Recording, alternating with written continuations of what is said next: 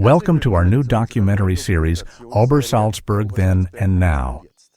We are standing here in front of the remains of the Berghof, which once lay at the center of the Führer's restricted area. In this documentary series, we want to show you these buildings as they looked in 1945 and what visitors can still find here today. Behind me are the remains of the rear retaining wall of the Berghof. This is all that is left of the site today. Since 1945, the Obersalzberg has changed dramatically. And that is exactly what our new documentary series, Obersalzberg Then and Now, is about. In each episode, we will focus on one location, what it looked like in 1945, how it changed over the years, and what remains of it today. Historical photographs and film footage are compared with the way these places look today. Sometimes a perspective can be found again almost exactly.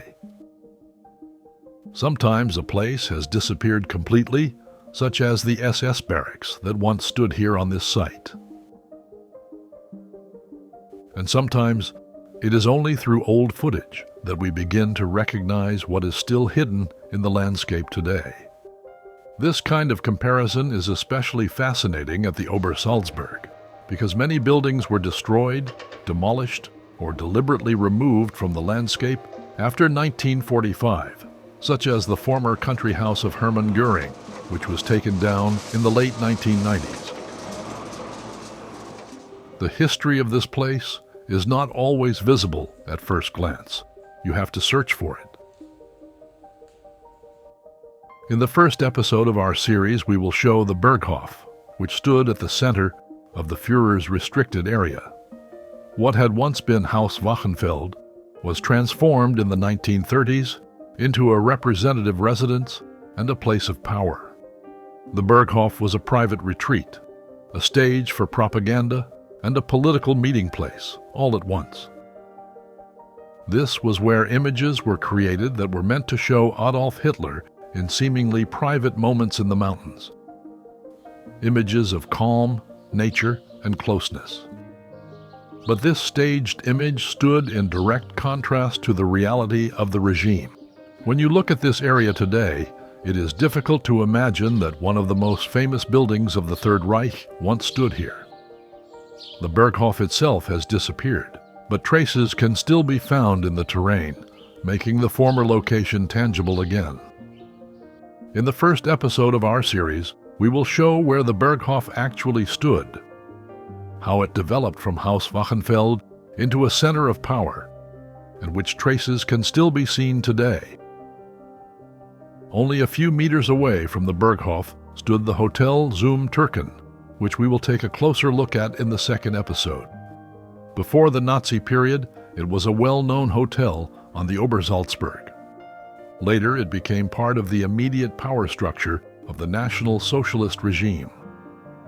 Its proximity to the Berghof and its former function as the headquarters of the Reich Security Service make it one of the most interesting locations on the mountain.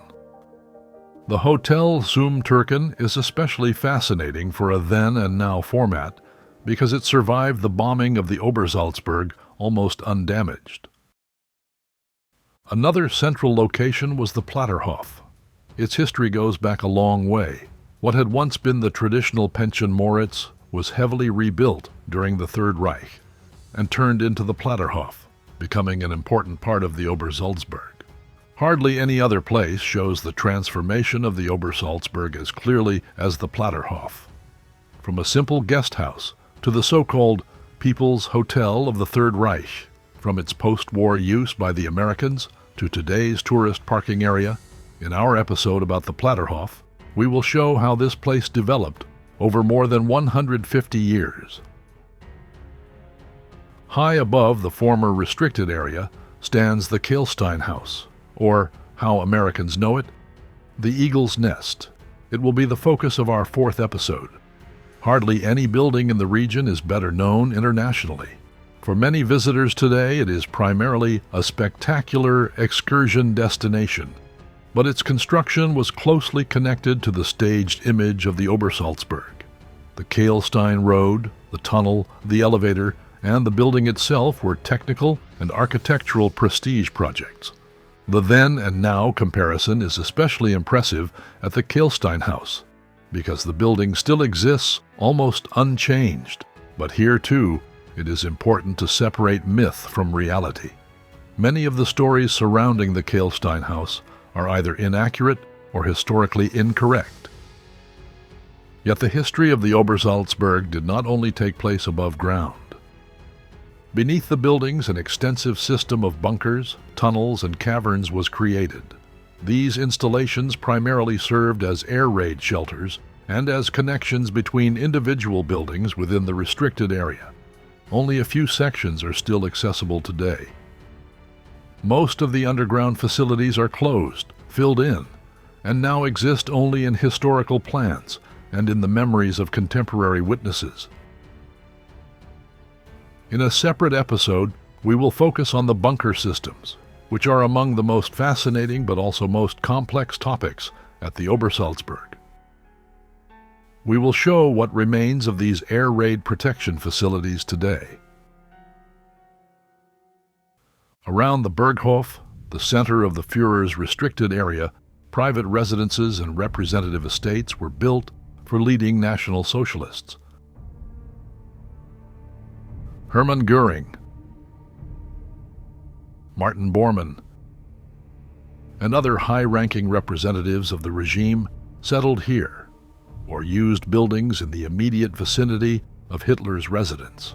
Almost all of these houses have disappeared today, often only foundations, retaining walls, access roads, or changes in the terrain can still be recognized. And yet, the landscape still carries traces of this past.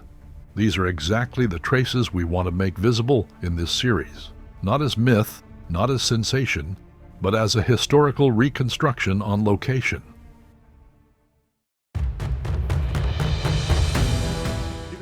This was a first overview of our new documentary series, Obersalzberg Then and Now. In the upcoming episodes, we will show you many of the buildings and locations of the Obersalzberg, the Gutshof, the Platterhof, the Kehlsteinhaus, the Hotel Zum Türken, and many more. If you enjoy this format, let us know in the comments which building or location you would be most interested in, and don't forget to subscribe so you don't miss any upcoming episodes.